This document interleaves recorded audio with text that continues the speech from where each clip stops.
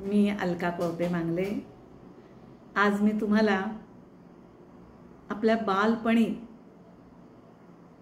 ज्या काही गोष्टी होत्या त्या आठवण्याचा मी प्रयत्न करणार आहे.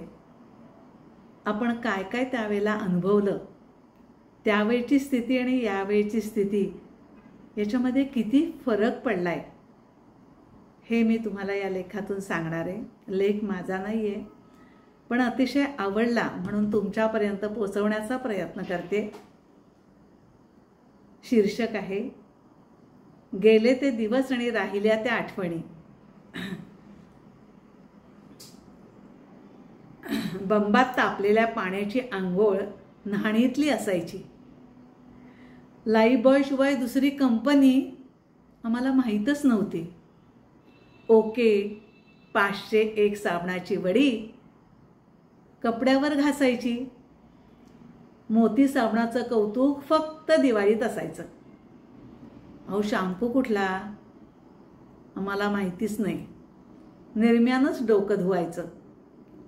दिवाळीच्या एका ड्रेसवर वर्षभर मिरवायचं.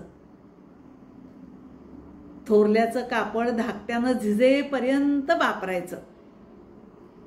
चहा चपातीची न्याहारी, उपीट पोहे कौतुकानं असायचे.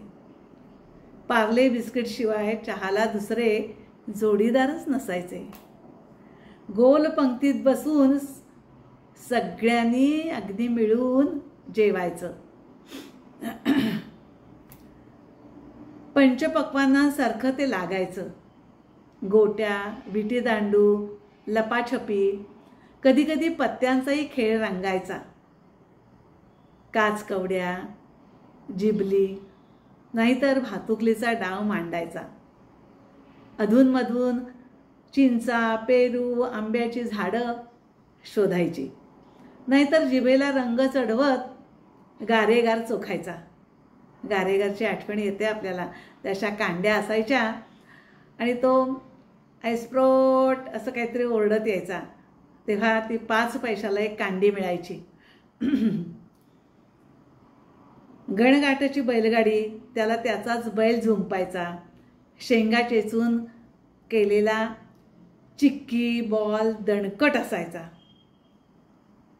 पान चेचून केलेली मेहंदी हातावर खूप खुलायची. बाभळीच्या शेंगांची जोडवी बोटात खुळखुळायची. मनोरंजनासाठी असायची ब्लॅक अँड व्हाईट TV. मनोरंजनासाठी खरं हो की नाही, त्यावेळेला आपण ब्लॅक अँड व्हाईट TV असायचा. तो अगदी पूर्वीच्या काळी तर नव्हताच, पण ज्या वेळेला आला तेव्हा तो ब्लॅक अँड व्हाईट होता. शनिवारी हिंदी आणि रविवारी मराठी मूवी. रामायण, महाभारत, शक्तिमानसाठी रविवारची वाट बघायची. आमची मुलंसुद्धा त्यावेळेला शक्तिमान, महाभारत, रामायण, त्यामुळे आमच्या मुलांना महाभारत आणि रामायण अगदी लहानपणीच समजलेलं आहे. कारण त्यावेळेला त्या 2च सिरियल होत्या, त्यामुळे मुलं रविवारी आवर्जून ह्या 2 सिरियल पाहायची. चित्रहार, रंगोली, छायागीत यातून सलमान, माधुरी भेटायची. शाळेला तर नियमित जायचं. ते सुद्धा वायरीचं दप्तर पाठीवर असायचं. उरलेल्या पानाची वही बाइंडिंग करायची.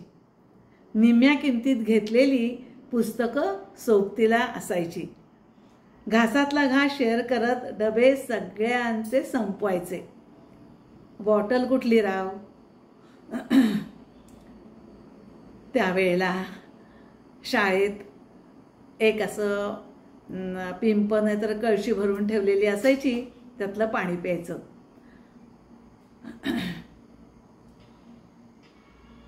नुसतं पास झालो तरी आई बाबा खुश असायचे. खरंच नुसतं पास झालो ना तरी आई बाबा खुश असायचे. पावसाळा आला की पोत्याची गुंजी करायची. चिखलातून वाट काढताना स्लीपर त्यात रुतायची.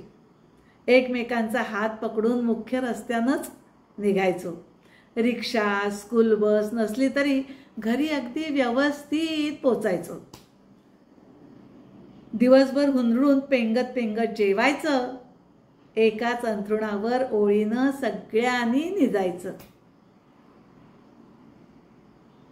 त्या वाकळीतल्या उभीत झोप मस्त लागायची. दिवसभराची मस्ती रात्री स्वप्नात दिसायची. दिवस पुन्हा उजडायचा नवीन पहाट घेऊन.